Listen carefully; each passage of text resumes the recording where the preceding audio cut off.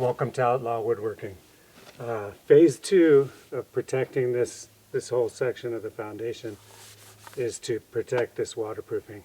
And the way we're going to do that is we're going to install Hardibacker on this whole thing.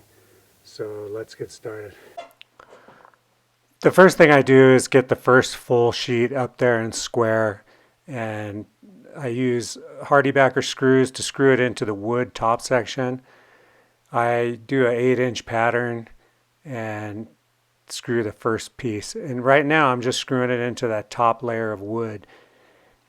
Cutting it, I'm using a diamond grinder with a cordless Milwaukee grinder, which worked pretty good.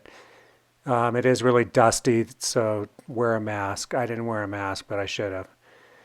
So right here, I just keep going, and I'm basically just getting it screwed off to the wood in the beginning. And 8-inch pattern, 2 inches away from the edges, and I just keep rolling down the side. It's there's nothing fun or exciting about installing Hardibacker. Right there, I notch it out for that hose bib, and basically pretty easy. The diamond grinder is probably the best way to cut this stuff. You don't have to cut it all the way through. You can cut it halfway and then just bend it and it'll break. I generally cut it all the way through. I don't know why, but it's just habit.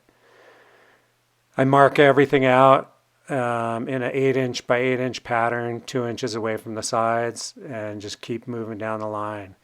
And right here, right now, I'm just cutting, laying them out, and screwing them to the wood only. And clearing away any debris underneath so I can get it up against the wall really nice. It's pretty boring, so you can skip ahead to the end or just quit watching. There's a lot of screws. I used I don't even know how many screws. What's funny is I get a lot of deer at my house. I think they like me. I don't really bother them, and I leave water out for them. But while I was making all this noise with the drill and the grinder and everything, the deer were just standing nearby and kind of wondering what I was doing. See them right there. There's probably 5 or 6 of them. That's the path they take up into the national forest from the back of my house. They kind of come up that little road that I have back there. And I think they were kind of intrigued to see, what the hell I was doing. And anyway, I just keep moving down the line, and it's kind of a tedious process.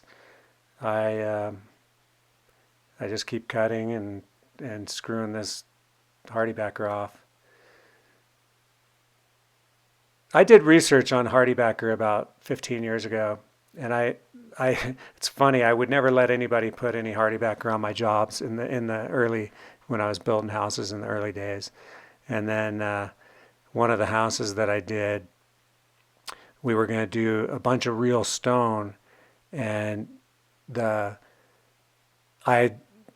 of my friends who's a stone guy, and he's been a stone guy for his whole life, he said, "John, you should use Hardibacker, and it'll be a lot cleaner and neater, and it's watertight and waterproof." And so I did a little more research, and about 15 years ago, we put it on the outside of a house. And to this day, that house still looks good and is watertight. And there's different grades of Hardibacker. This particular grade is one of their highest grades, which is you could submerge this stuff in water and nothing will happen to it. So yeah, I kind of have got some faith of Hardibacker over the years, and it's just from experience. So right here we get to the end of the line with the wood, and now I need to proceed to start anchoring all the rest to the concrete. And these last 2 are in the concrete, and I'm using 3/16 roto hammer. I'm using a 3/16 drill bit with a Bosch roto hammer, and then a Milwaukee impact to put the screws in. And these screws are Tapcon screws made specifically for concrete. They're a powder coated screw, and you basically do the same as you don't just get them flush with the top of the Hardibacker, and that's all you need. And they hold extremely well. We've been using these Tapcon screws since they came out with Tapcon screws, and we've had pretty good luck with them. You just make sure you drill the right size hole, and they work really well. Every once in a while, you'll hit a piece of rebar and have to move the hole to, off of your line. But for the most part, the lines worked really well. There was only one section where I kind of had to drop the screws below the line because a piece of horizontal rebar. Otherwise, pretty boring. I just keep moving down the line, and I did go through 2 of the 3/16 Bosch drill bits during this process. And what's funny is look in the picture right there up on the left. There's a buck on the hill right there. Didn't even notice him back there. He was just staring at me, wondering what the hell I was doing. And I just keep going. A lot of screws, 8-inch pattern. Don't over tighten them. I was using an impact and just getting them down nice and flush, and makes for a really nice strong wall. What else? Yeah, if you're going to do this much, get quite a few of those 3/16 drill bits. I went through 3 of them on this wall, but they, for the most part, they get the job done. The little Milwaukee impact actually lasted pretty long. I was surprised. I thought the batteries would go dead a lot quicker, but one battery did all of these Tapcon screws. There's where I hit some rebar. I had to lower a couple of that one right there. But it's pretty boring. Yeah, just keep a nice grid, and yeah, you'll come out with a real clean product. Later, I go through and I fiberglass tape all the seams, and basically thin set all the seams with the fiberglass tape, and that I'll do that before I do the stone. And yeah, that's pretty much it for how to install Hardibacker on a wall. And I'm sure everybody does. I mean, I'm sure there's a lot of different ways. This way, I've done many times in the past, and it's worked really well. And I have had good success with it. It's been really strong, so that's the most important thing for me. That was a lot of screws. Thanks for watching this episode of Outlaw Woodworking.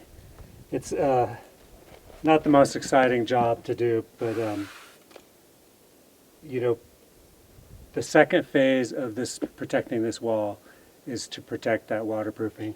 And then also we're going to be putting stone on top of this Hardibacker. This particular Hardibacker you could submerge in water. It's about $25 a sheet. I forget.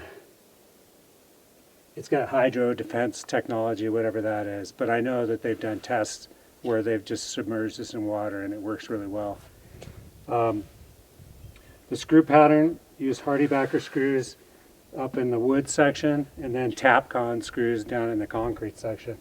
And the rule of thumb for putting it on a wall is 8-inch spread. I keep it 2 inches away from the edges, just because I have had these edges crack if you're too close. So I keep all the screws 2 inches away from the edges, and then an 8-inch square pattern, and that seems to work really well. Anyway, it's not a fun project, but I was kind of glad to get it done, and yeah, that'll be it. That'll be the second phase of the log home maintenance waterproofing on this side of this wall. This is what side is this? West, east, north, south. So this is the north side of the house, I believe. And yeah, but it's in a lot better shape now to be prepared for winter, and that's what I was looking for, just getting it ready before the, you know. So this will handle the water really nice, and yeah.